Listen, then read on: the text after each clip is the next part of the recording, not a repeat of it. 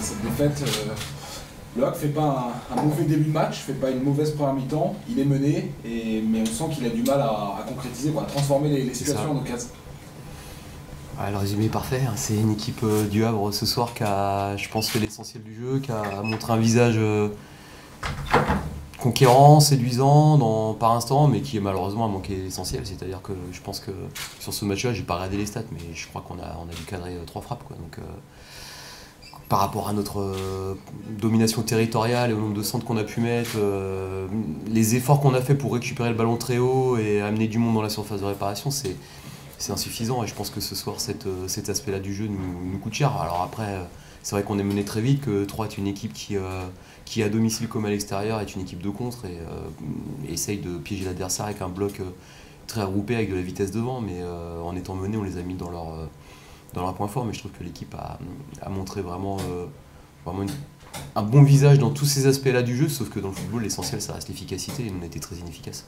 Il y a beaucoup de, je sais pas si c'est un manque de confiance, mais il y a trop de maladresse technique. C'est ça, il y a de la maladresse technique, c'est-à-dire que plus le ballon s'approche de la surface de vérité et du but, alors évidemment c'est l'endroit où il y a le plus de monde, il y a le plus de densité, c'est l'endroit où il est plus difficile d'exister dans le football, donc ça veut dire que la technique elle doit à un moment donné opérer dans cette zone-là pour vraiment être un très bon joueur, et on s'aperçoit que plus on s'approchait de ces zones-là, il y avait un mauvais contrôle ou un mauvais choix, ou quand le décalage était bon, que le ballon arrivait, il y avait des courses devant le but qui étaient pas bonnes. J'ai souvenir en première mi-temps d'un très bon décalage côté gauche avec un centre, je crois que c'est Yakou Koulibaly, et on a nos 2 attaquants qui font la même course au point et poteau, le ballon passe là où il doit y avoir le deuxième, il n'est pas là. Enfin, il y a eu beaucoup de situations comme ça où je trouve que on a dû faire 20 ou 25 décalages dans le match, et sur un match à l'extérieur c'est beaucoup. Et puis en plus, Troyes est une équipe très habile pour bien défendre dans sa surface, avec des défenseurs centraux qui ferment très vite les espaces dans les 5-50.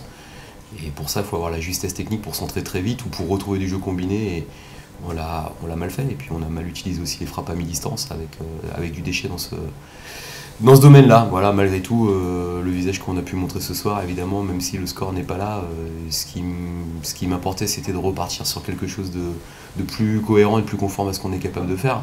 En faisant des matchs comme celui-ci, on aurait gagné beaucoup plus de matchs à l'extérieur que ce qu'on a fait.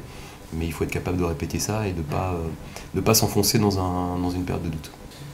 Est-ce que tu es d'accord avec le fait qu'offensivement, même si en effet il y avait des situations, il y avait beaucoup de centres, ça manque de folie?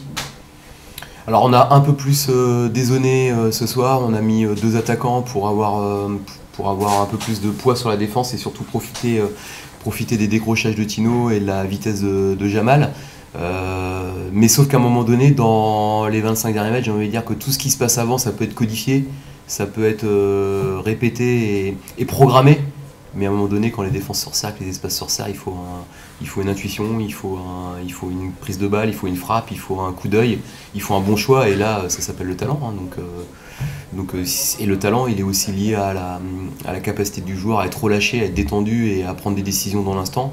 Et quand tu ne marques pas depuis un moment, tu tergiverses un peu, et cette demi-seconde, elle n'est pas là, et tu fais un mauvais choix. Voilà, et on voit que par exemple, pour parler de Tino, à ses débuts, il y a des ballons qui traînaient, qui transformaient en but en une demi-seconde. Et là, voilà, je pense qu'on sent que le fait de ne pas marquer, ça le pèse, et comme ça le pèse, il cogite trop. Il faut qu'il trouve du relâchement, et le relâchement, c'est la réponse instantanée à une situation qui fait que tu es efficace.